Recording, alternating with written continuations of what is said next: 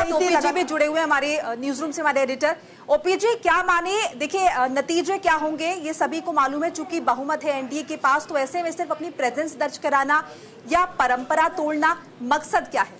नहीं, देखिए लोकतंत्र है और नंबर गेम ही हावी होता है, इसीलिए एनडीए कभी भी नहीं चाहेगा कि स्पीकर का पद जो है वो किसी और को छोड़े। इस बीच आपको एक और जानकारी दे दे कि कल सुबह 11 बजे स्पीकर पद के लिए वोटिंग होगी।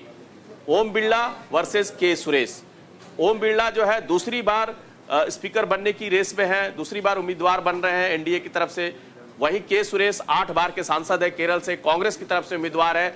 जो नंबर गेम है बीजेपी एनडीए के साथ है, लेकिन ये एक बात जो है, जितने भी नेताओं को आपने सुना, सहमति की जो बातचीत बनाने की जो कोशिश हो रही है, आपसी बातचीत से एक सर्वसम्मति से जो स्पीकर चुनने की जो कोशिश हो रही थी वो नहीं हुई, वो नहीं बन पाई बात।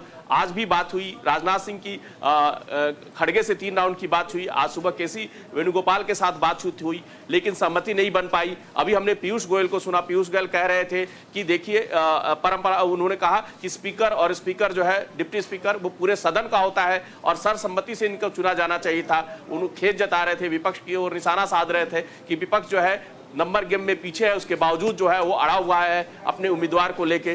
तो इस तरह से जो है एनडीए और इंडिया गठबंधन के बीच में जो तल्खी है वो स्पीकर और डिप्टी स्पीकर के पद पे भी दिख रही है, और कल जो है सुबह 11 बजे स्पीकर पद के लिए वोटिंग होगी।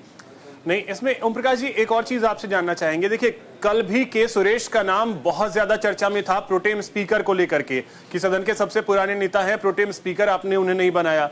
इसके बाद अगर हम देखें तो बीजेपी लगातार हमलावर इस चीज को लेकर के थी कि ठीक है, हमने प्रोटेम स्पीकर नहीं बनाया, आप एलओपी बना दें। तो अब सवाल यह उठता है कि यह सिर्फ और सिर्फ क्या माइंड गेम खेलने की कोशिश की गई है इंडिया अलायंस की तरफ से, कि जो नाम प्रोटेम स्पीकर के लिए अचानक से उठता है बीजेपी उसको लेकर के हमलावर होती है कि आप इसे एलओपी बना दीजिए, उसके बाद अचानक से उन्हीं का नाम सामने कर दिया जाता है अध्यक्ष पद के लिए। तो यह सिर्फ और सिर्फ क्या माइंड गेम खेलने की कोशिश कर रहा है इंडिया अलायंस? जी हाँ, बिल्कुल ये कह सकते हैं कि इंडिया अलायंस अपनी मौजूदगी जो है वो जो हमारी लोकतांत्रिक व्यवस्था उसमें बनाए रखना चाहता है, वो मौन बन के विपक्ष नहीं बना रहना चाहता है। इस बार जिस तरह से आप 18वीं लोकसभा की जो आप नंबर गेम को देखेंगे तो बीजेपी पूरी बहुमत के साथ नहीं है, उसको एनडीए गठबंधन के जो दूसरे एलाइज हैं उनकी जरूरत है। उसके पास जो 293 का आंकड़ा है उसमें जेडीयू, जेडीएस, टीडीपी और भी बाकी दूसरे दल हैं। उसी तरह से इंडिया ब्लॉक भी कोई सबसे बड़ी पार्टी जो कांग्रेस है वो 99 पे ही है। तो दोनों तरफ से एक तरह से कहिए, चाहे इंडिया ब्लॉक है चाहे एनडीए है, दोनों अपने शक्ति को हमेशा प्रदर्शित करते रहेंगे। यह है कि एनडीए के पास जो है बहुमत है, और निश्चित तौर पे इस अभी जब तक कि उनके साथ उनके सहयोगी साथ में है, उन्हीं की बात होगी, उन्हीं के नंबर गेम आगे चलेंगे।